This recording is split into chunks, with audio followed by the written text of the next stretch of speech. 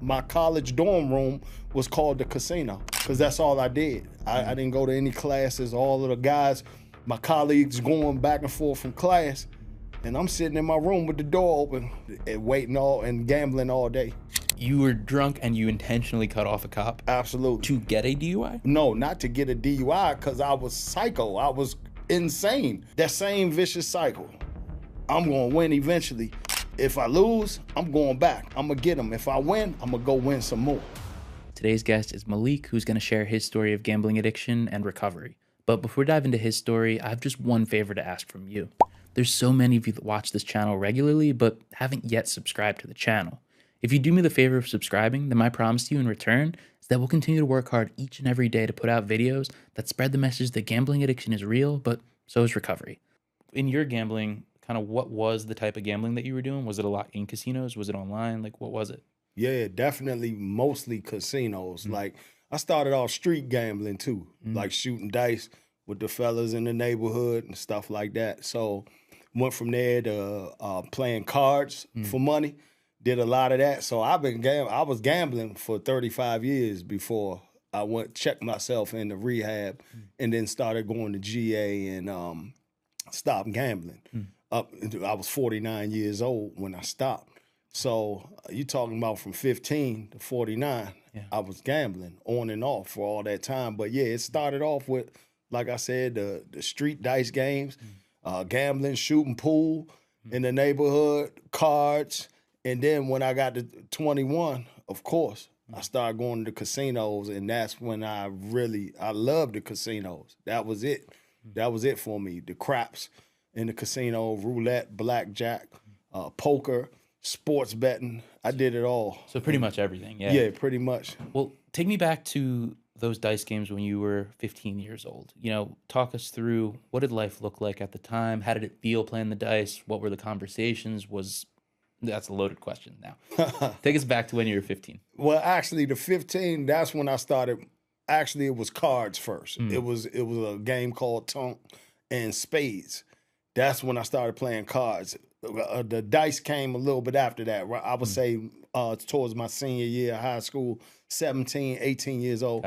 That's when I started shooting dice. And we used to, play basketball, gamble on games, playing ball for money, and the sports, gambling, watching sports. So that's when that came in. And the dice games, it will be like cliques. It'll be like our neighborhood will be hosting the gambling party, the dice game at one of our houses, and a whole neighborhood from somebody else would come over and we would be against each other.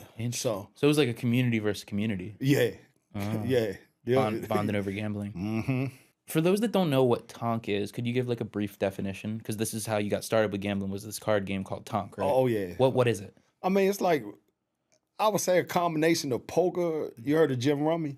Yes. Yeah, a combination of that. Basically, the object is really to get low. Aces count is a 1. So you're trying to get the lowest hand. You get 5 cards. You try to get the lowest hand and drop. That's called tonking, dropping. And if you're lower than the other people's 5 cards, then you win. So the object is really to get low, but it's also about spreading, pairing, like getting three of a kind, 3/8, or of the same suit, almost like a straight flush, like 5, 6, 7 of diamonds or something like that. And you're trying to spread. And then if you get another spread, which will be 6 cards, 3, and then you pluck one. So if you spread 3 cards and you still have 2 left and you pluck another one and spread out, that's called reaming out, tonking out. Got it. To where you that pays you double. Okay. So do you remember the very first time that you played? I know it was around 14, 15, but the thing what got me was it was like I was invincible. It's like I couldn't lose. The first times I played, I was always winning. And of course, it escalated. By the time I got into college, and we talked a little bit about it or the last time when I talked to you, that my college dorm room was called the casino because that's all I did. I didn't go to any classes. All of the guys, my colleagues going back and forth from class, and I'm sitting in my room with the door open with the cards right on my mini refrigerator. That was the table, and waiting and gambling all day. How did it get there? Because you're saying you started playing, you're feeling fun. It was feeling fun. You're feeling invincible. You got some wins, but how do you go 5-6 years later being a casino dealer in your own dorm room? The rush, man. Like I was immediately like the rush of that, and then a part of my story too is alcohol. Drinking alcohol and then smoking weed, going into college. So that rush and just that lifestyle was just addictive. It was just something I wanted to do, and making money at that age in college, it was good. So the money, the combination of the money, the rush, the dopamine hits that we know, that's what reeled me in. And then I felt like I wasn't losing. So I thought I was invincible. Yeah. Well, before we dive into like kind of what would happen next and how it would play out, we were talking before we got on the recording that in high school you played basketball, right? You went to basketball camp, you were getting better. Did you have aspirations of playing in college and beyond? Man, the thing about it is I made the high school team, but I quit because I wanted to party. I wanted to do these things. I wanted to go hang out with my brother. He had a band at the time. I wanted to go to these shows with him. I wanted to drink. I wanted to have the parties when my parents went out of town, the gambling parties, the parties getting drunk, all of those things. So I didn't have enough discipline, and I really didn't want it bad enough. I loved basketball, but when it came down to that, I said, you know what? I could play county basketball. I could have the best of both worlds. Interesting. So the gambling, the drinking, the like dopamine highs that you would get outweighed anything practical for you? Yes. I was chasing that lifestyle. And the good question, I was going to get to that. Like a part of that was I was trying to fill a void, coming up. And from middle school, from elementary school to middle school was a rough transition for me. Just getting teased. I went to a private school for elementary school. And then coming into the public school system, it was a tough transition. I was different, getting teased, bullying going on and stuff like that. So I had that insecurity, like searching for some validation and wanting to be, a part of the in crowd. So I think that combination of when now I'm in high school, and then I was overweight in middle school too. So, a lot of the young girls I liked at that time, they ain't like me. I wasn't getting looked at like that. So by going into high school, I had lost a lot of weight, balling now. Now I'm gambling. I have some money. I'm more popular now. Those things. So those are the things that drew me. And that's when I started drinking, and that just added to it. Gambling should never control your life. And with Gamban, it won't. Whether you're struggling to quit gambling or just want to remove the temptations from your life, Gamban is there to block access to all gambling apps and websites. And they'll do it across all your devices. No loopholes, no excuses, just a powerful tool to help you break a bad habit. Take the first step towards recovery today. Download Gamban and make gambling a thing of the past. Learn more at Gamban.com. Do you feel that you developed a problem with alcohol the same way that you did with gambling? Yeah. You do? Yeah. Alcohol, it was, they both happened around the same time. So yeah, definitely. I want to know kind of, and we're going to get back to the timeline of how things went in college and afterwards, but I want to dig a little deeper on the alcohol and the gambling, how they combined with each other, because a lot of people that are watching probably clicked on for the gambling, but maybe they're also struggling with drinking. Maybe they're drinking too much, or they know someone that is and is maybe gambling and it's getting worse. When you would drink, how did it impact your gambling? Oh, that's a good question. Like for me, I didn't gamble without drinking, because drinking was always just a part of everything I did. So, and the way it impacted me would, everything was out the window, in other words. So like all judgment, now let's say I'm betting sober, I'm betting, cautious. I'm taking it slow, but when that drink get in me, that liquid courage, I'm putting crazy bets on the table, like stuff, hundreds, thousands of dollars on one crap roll, But before that, before the drink would be in me like that, I have a plan together. Say, all right, I'm only going to take this much. I get the drink in me, man. Next thing you know, I hit the ATM 5-6 times, drain my account. I'm, doing all types of things. So, yeah. I described it like this in a different podcast episode, and people were like iffy on it, but I think it's like when you're playing Mario Kart and you hit like the rainbow pad, that's like drinking to the gambling. It speeds it up. You go through this intense period, and then you slow back down, and it feels like wrong. It's like you're not moving fast enough anymore. I thought it was good. People didn't like it. like for instance, one time, as I'm thinking about it, I remember being in Atlantic City, and this was before like casinos was in Maryland in the DMV area. So we had to travel to go to casinos because that was my thing, casino life. I loved everything about it. So I remember one time just on a serious crap run, went up there with one of my homeboys, and I ended up losing so much, like drunk out my mind, lose so much, and I kept drinking. Then I ended up winning all of it back and a lot more. And my friend, the last thing I remember was like, he was telling me, look, it's time, we should leave, man. You doing all right now? And I'm like, no, I'm not leaving. Next thing I remember, I'm going to the ATM again. No money in the ATM. And then the next memory I had after that, I'm outside, passed out, blacked out. It's the next day, morning time. And I'm outside sleeping. Outside next to an abandoned building in this cold weather. It's like February or something. So that's what alcohol would do. And it was many times stuff like that happened. So yeah, that alcohol and that gambling, it never was good for me. No. Well, before you get to the point that you're blacking out and you're waking up next to an abandoned building, there has to be a first experience with the casino, right?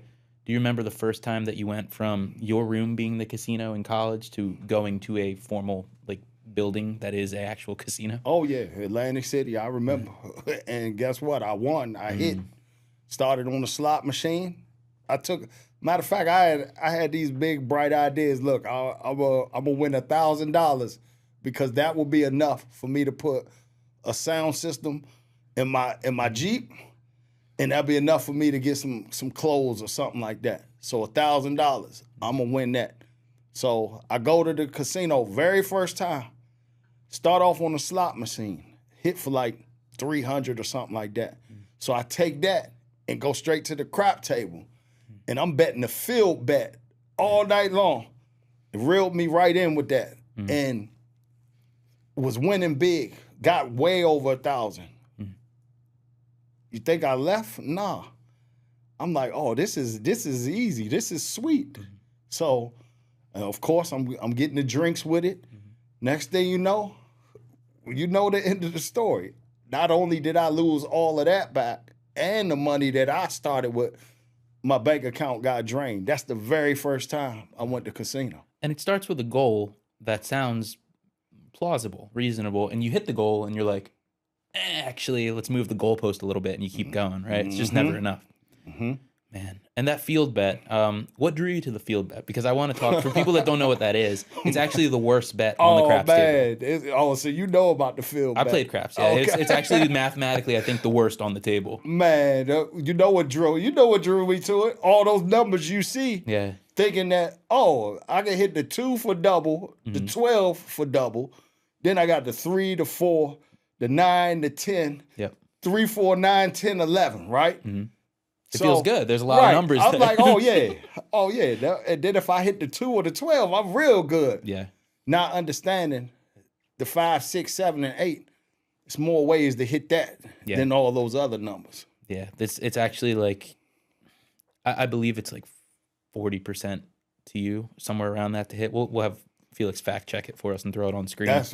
But it's that sounds right though. Yeah. Yeah. So it's drawing you in. It's like one of the first times that you're there experiencing it, and you're seeing the possibility of making money. And then tell me how you're feeling when you get to that $1,000 mark. That thing that you said when you walked in there the first time, I'm gonna hit this, and that's gonna be it. Oh, I'm totally delusional now, and I'm feeling good because I had the drinks in me. So I'm like, this is easy. Oh, this is gonna be my life. Like I knew I was going to be able to do this, but that it was, we know that that's delusional. Right. That's what they say. The worst thing you could do is win, because now it's a seed planted thinking that you're going to do this every time. Yeah, this is easy. This is what gambling's like. And that's why a lot of times when younger people are mad at me for saying that gambling's not profitable, they're like, I'm up money right now. What are you talking about? I remember that feeling too. It's like no one can tell you anything, right? So now we have this timeline where you have this first experience where you drain your bank account, but then a later experience where you actually wake up outside next to an abandoned building because of the casino. How do we get from there to there? Not that, you started off strong there. I guess if strong's the right word, but but how did it progress, in that period of time between those two things? That combination of having that experience in my mind that I can win, and then the competitiveness in me. See, I've always been real competitive. And that goes back to what I was talking about with that searching for validation. And I had a chip on my shoulder because I'm like, people gonna, these girls are gonna like me. People are gonna like me because I got rejected, and I felt that. So I was always looking for that. And that brought that competitive drive in me. So I was like, I'm gonna win eventually. I'm gonna win. And then the alcohol on top of that was just, that was soothe me when I'm losing, or just help me to make larger bets. Yeah.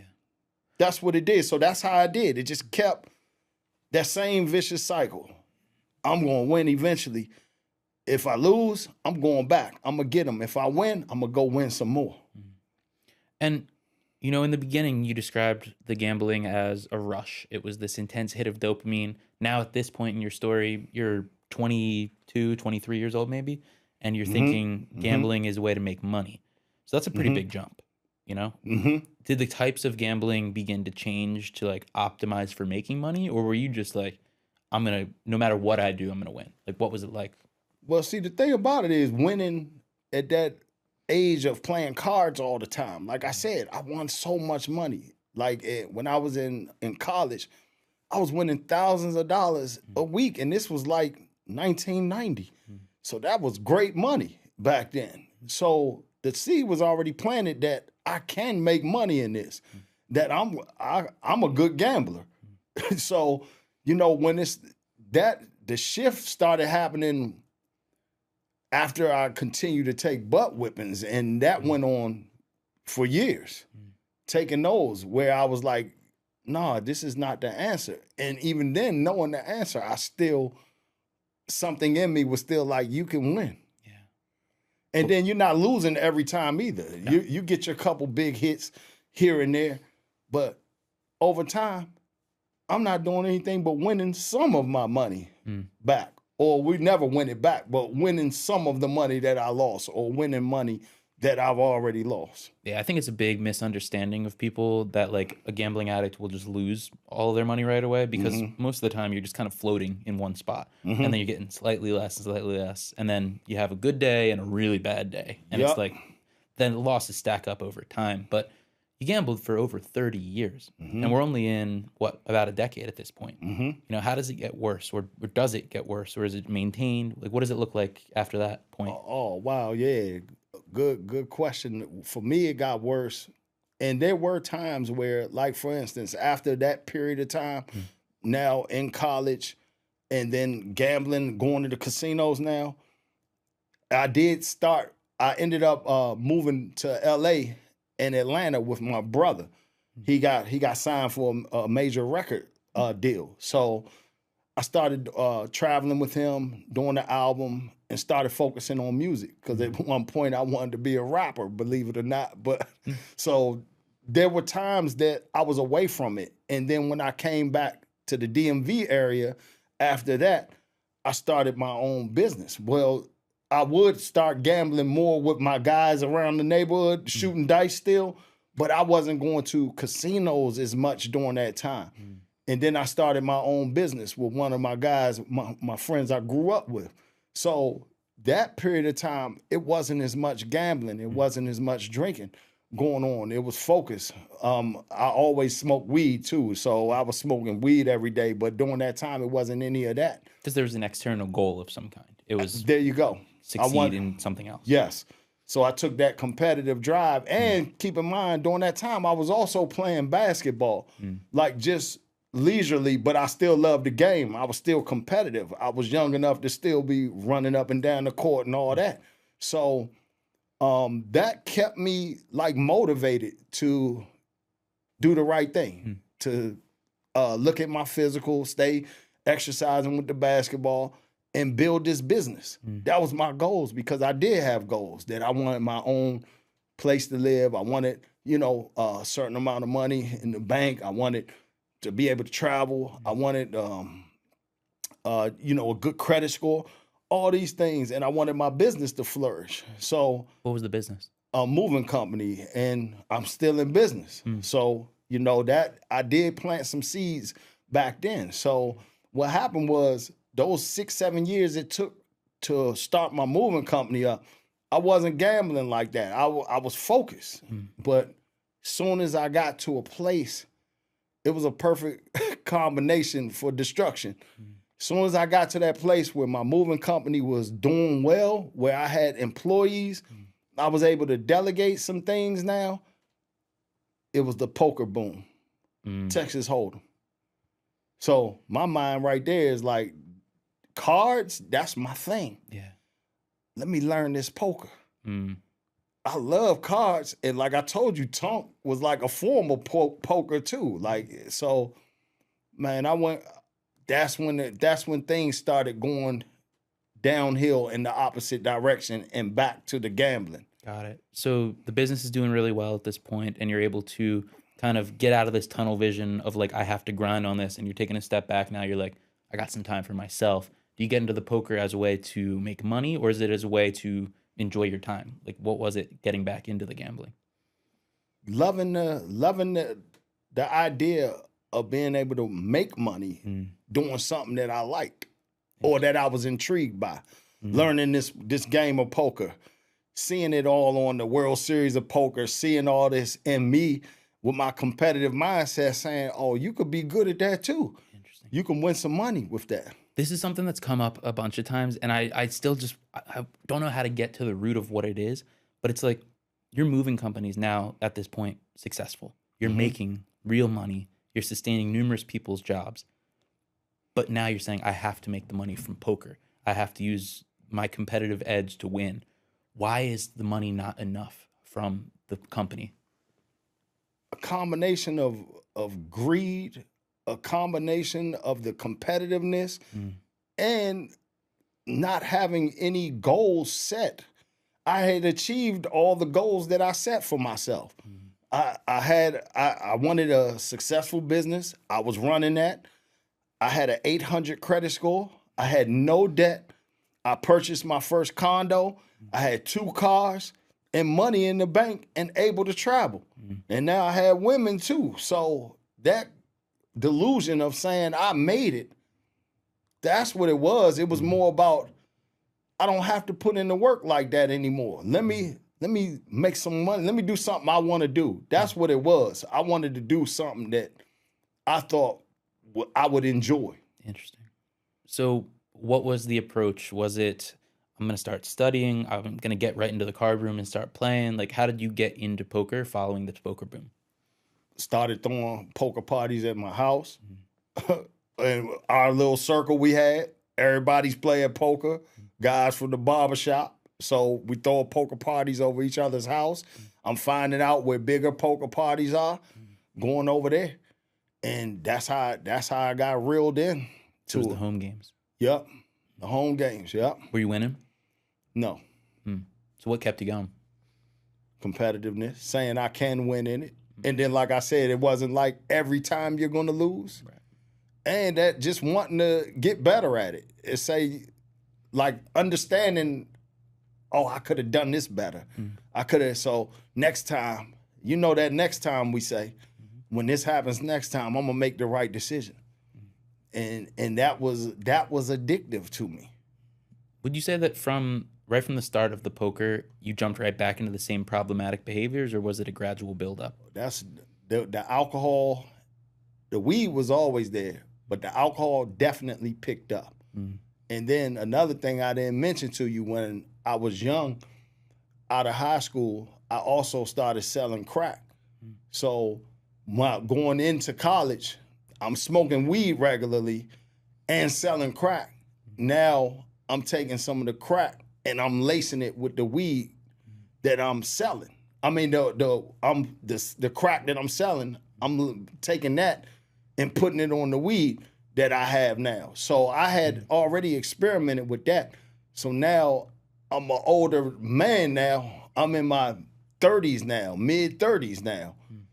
I go back to that, even that, partying a little bit with that. So not only did the alcohol come back into play heavy, but now I'm going back to that. What was it giving you when you were smoking and it was laced? Man, a euphoria that I never felt before. You know, just a feeling, because the weed is kind of like it brings you like level, brings you down a little bit, and then the crack takes you all the way up. So it was like a mellow feeling. And then the number one thing it does, it makes you want to go out and get some women. So that combination, and then drinking and gambling, it was just, I was beginning to be all the way, go down on a place that I wasn't ready for.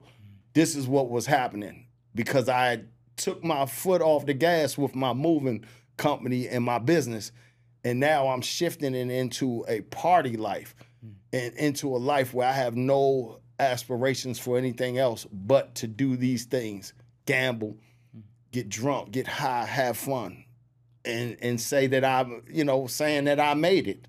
How did you feel about yourself at the time? Not looking back, in the moment.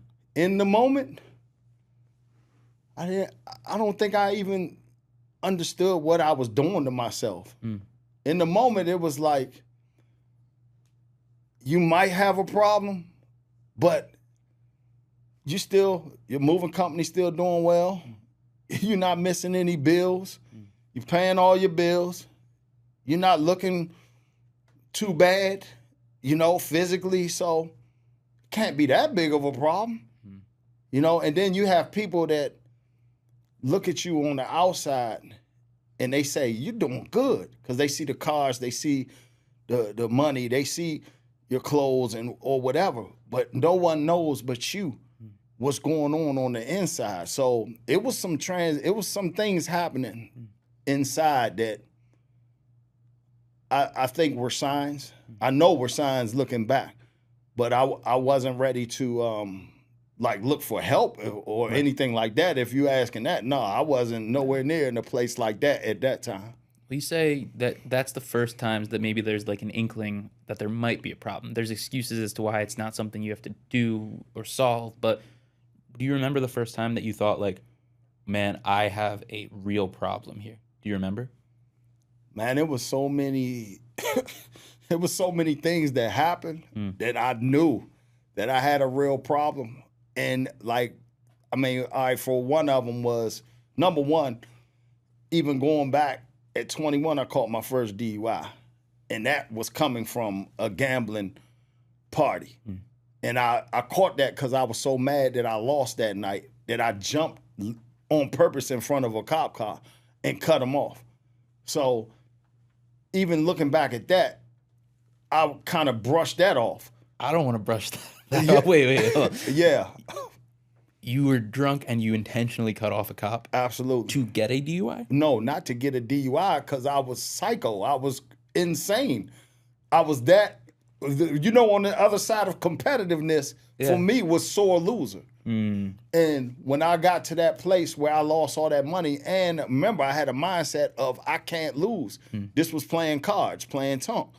And I lost. I took a mean one that night, a good butt with me. So when I lost, of course, now I'm consuming all types of alcohol. Yeah. And I get behind the wheel. And I'm that mad that I knew what I was doing, but it was almost in the form of a blackout too, where I cut them off, and I got my first DUI. So I knew what happened because I know what I did. Mm-hmm. Okay, and I interjected, and you're telling the first time that you really realized that it was a problem. You said you'd gotten a DUI back when you were 21, but now you're in your mid-30s. Right, and right before I caught my second DUI, this was a big one. And like I said, it was multiple things that happened before this too, like just getting in fights with family members, going to bars, getting in fights. Going to the casino, and I used to get banned from certain casinos because I'm off the hook.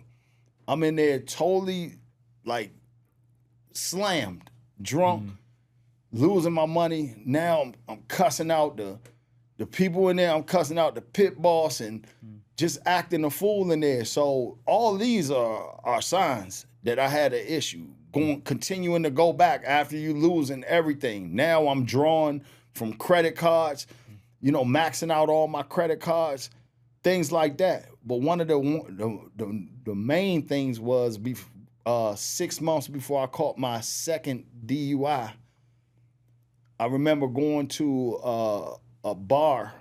I had moved from one area to another area, and I got so drunk at that bar, leaving there, I thought I still lived where I moved from. So I drive back there, black out, and going up into the entrance, and my car ends up going into a wooded area, into some trees, and I smack into a tree. Airbags come out and everything. And behind that tree the next day when I went to look at the scene, it was a drop to the sewer system, like several feet. So that right there, knowing that should have been my last, that should have been the end of it. So you hit a tree that stopped you from going off a cliff? Yes. And I got out of there with nothing but a scratch on my arm. Wow. So to be honest, that was like the first time not only that I knew, like even that episode I told you, waking up in Atlantic City, like these are things that hurt me, that hit me. I remember shedding tears over these things. Like, wow, what is wrong with you? So the first DUI, wow, what is wrong with you? Something, but I would brush it off because there was no major consequences with these things. And I wasn't in a place where I was going to do anything to change. But that one did something to me. And I think it's because that was the first time where I really believe I had an encounter with God, where I said, you know what, God is real. Because there's no way that I did this, smashed into this tree, went off. Normally it's cars parked along the side where I wouldn't even made it that far to hit the tree. Then, I would have got a DUI and hit somebody, possibly killed someone.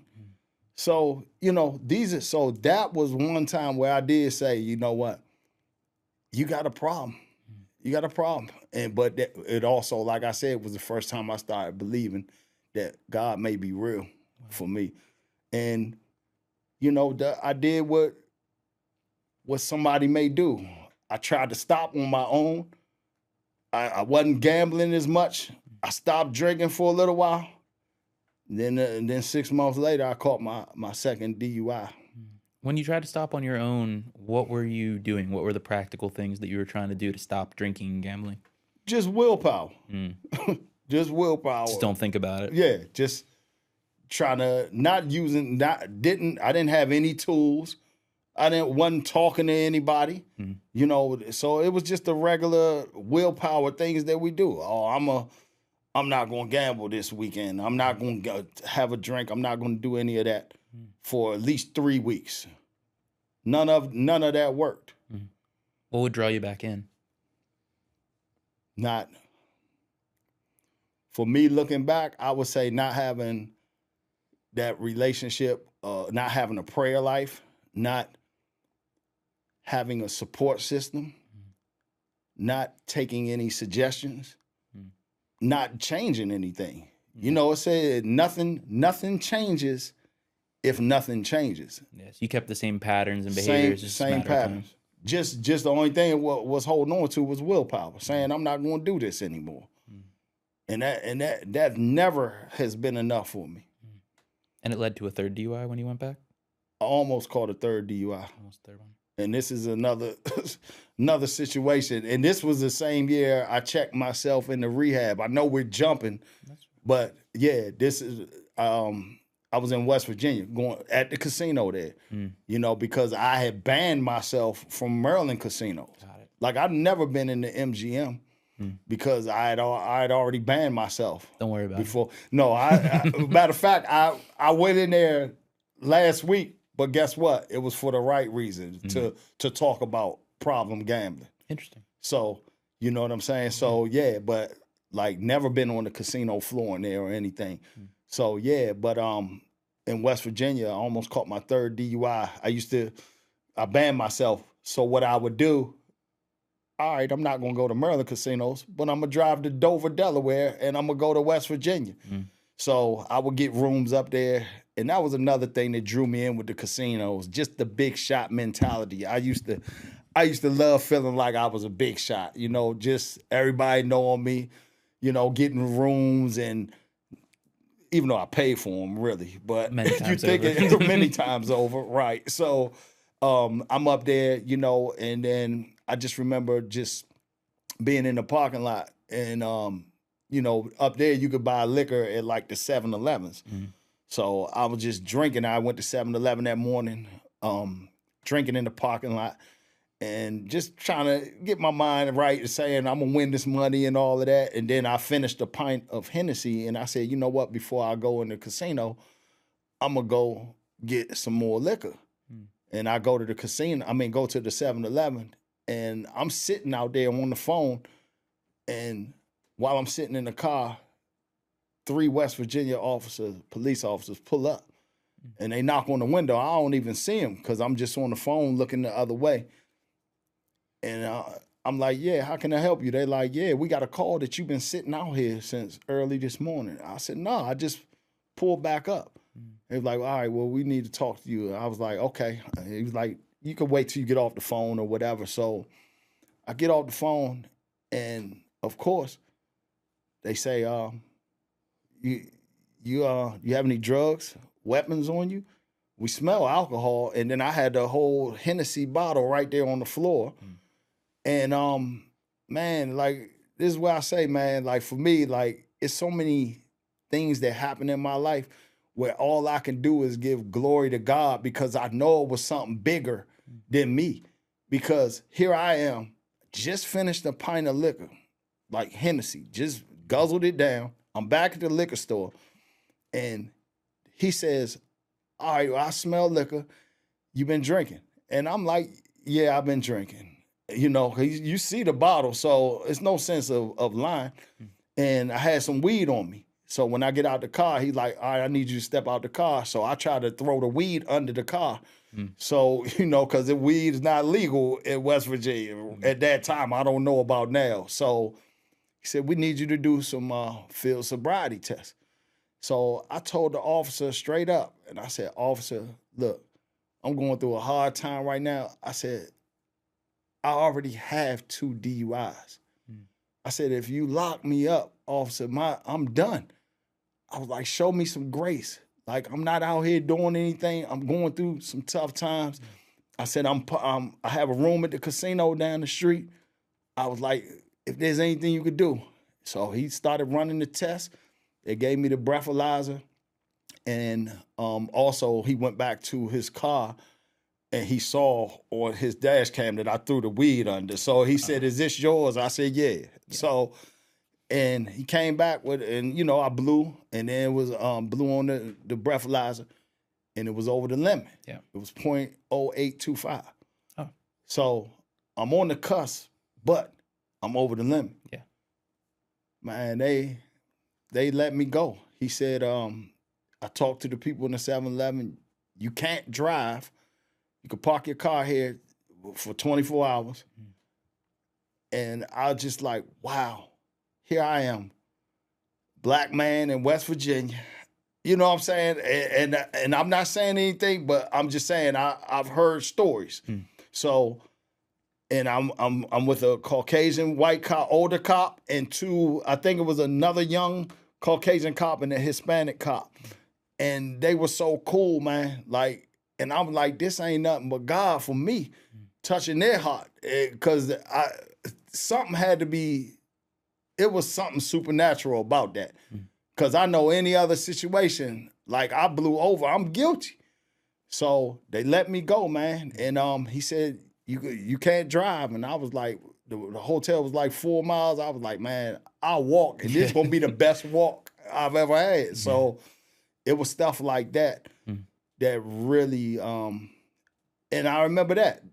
I remember the same feeling, man, getting back to the room. And I was just like, it's something wrong with me. Remember crying again, like, and this started to become a pattern. And I knew I couldn't help myself. That's the thing. So this is when I started really seeking God. I started seeking God on another level, asking God to help me and, being open-minded to believing and being around people who were living a life surrendered to Christ. And I started being open-minded to that because I keep doing the same thing over and over again and none of it's working. And I knew my chances were running out.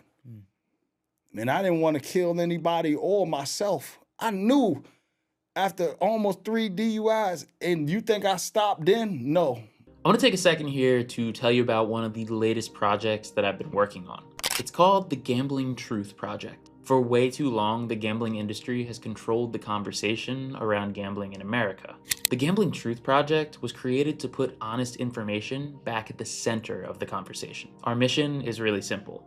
We want to raise awareness about the realities of modern gambling industry practices, educate people about the risks and harms that are tied to gambling today, and push for better access to treatment and research funding before millions more lives are destroyed by gambling addiction. We are proudly independent and accept literally no funding from the gambling industry in any capacity, which is unfortunately a rarity nowadays.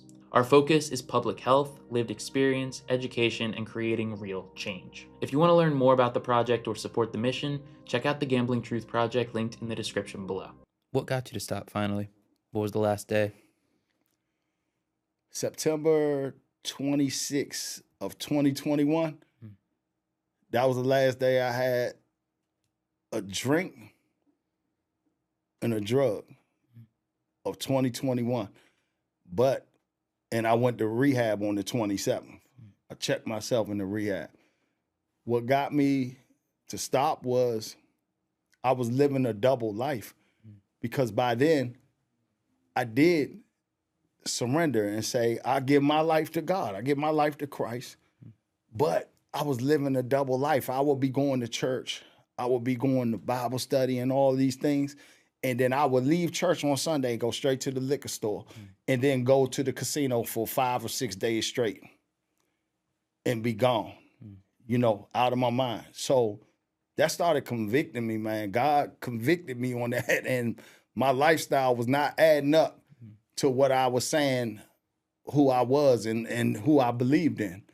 So those butt whippings and that conviction started becoming overwhelming and almost getting in, even after almost that 3rd DUI, I almost got in like 2 more accidents. You know what I'm saying? Fights, going to bars, still getting in fights. Every relationship that I got into was toxic. Family trauma, family drama. It was just, it was a mess, man. It was a mess. And it reached a point that you said something has to change and you went to rehab. Yep. Well, when was the last time you made a bet?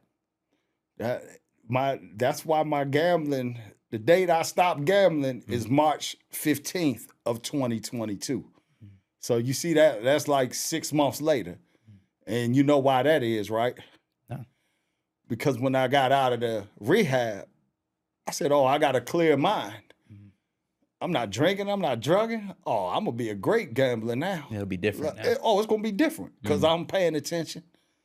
I'm not, I'm not out here, over betting now because I'm drunk.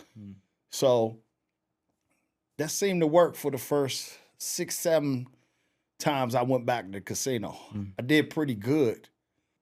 All wins or future losses. Oh, I love it. All wins or future losses. Absolutely.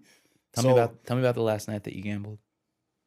I actually was in Panama. My parents used to live in Panama. They retired, moved to Panama, and I had started going to GA, and our good buddy that's coming up here next. He's a big part of my story too, because he was there from the beginning.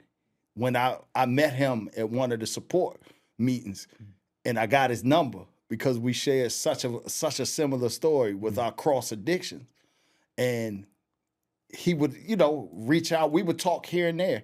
He actually came up, and this is another way that I believe God works, because when I was in rehab, he actually came up there and led a meeting. And we didn't even know that until afterwards. It was COVID, we had on masks, so we didn't know that. So when I got out of rehab, I reached out to him, and I said, man, I'm doing all right. I haven't drank or drugged in like 3 months, man, but I'm still gambling. I'm still gambling, and I knew that feeling was coming back, that if I kept going, I was going to eventually pick up a drink in the casino, because that's what I did. I was going to eventually start smoking again, start calling my plug up, bring me this and that. So I called him, and I said, man, I need help, man. I don't want to keep gambling, because now I hit so many times in the beginning, 5 or 6 times straight. Now I just took like 2 or 3 massive ones. That shame, that guilt, that anger, all that's coming back. And I knew it was going to lead me to go right back. He said, man, come to a GA meeting, man. And I did try GA. The second DUI, I was ordered to go to AA. And then I did try GA around that time, a little bit after that, but I wasn't ready. Yeah, it didn't stick. It didn't stick. So even though I knew the stuff they were saying was real, and I fit the description, but this time, because I did have some time under my belt away from alcohol and drugs, I did believe that I would have a different mindset going to GA. So leading up to Panama, I had went to like 2 or 3 GA meetings, and it just didn't feel the same, man. When I went to Panama that last time to see my parents, and I gambled, I won. It wasn't a whole lot. It might have been 1,000 or something like that.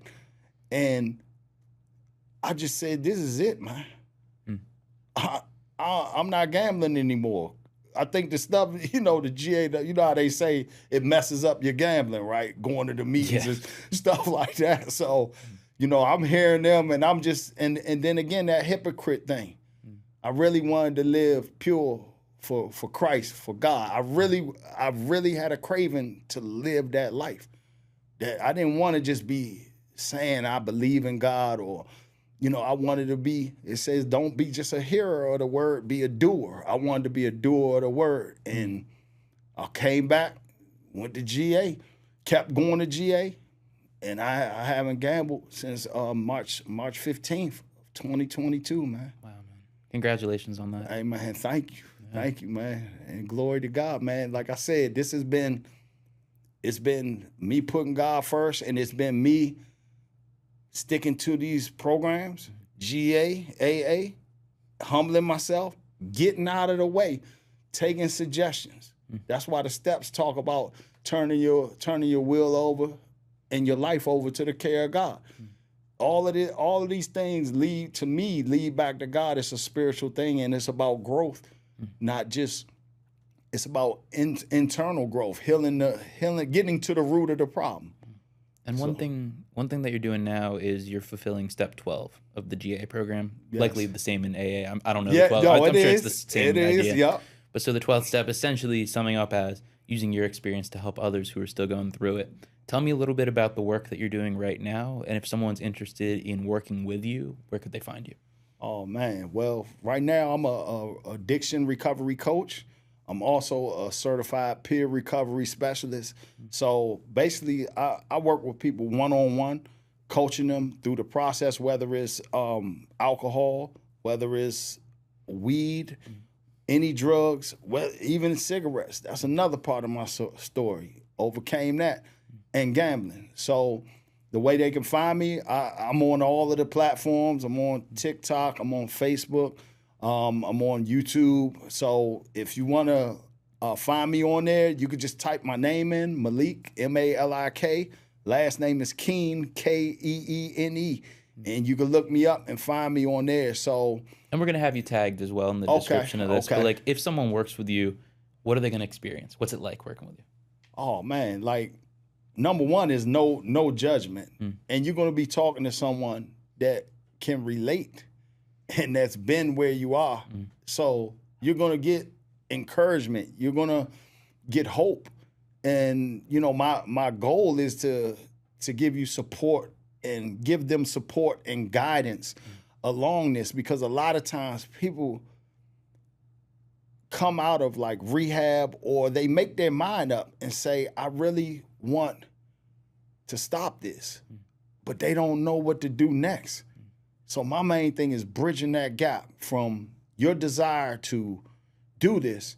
Now let's come up with a plan, a customized plan for you to get to what your desires are. Because I think we're all alike. We want joy in life. We want happiness. We need love. We want to be successful. And we want to stop doing things that are destroying us.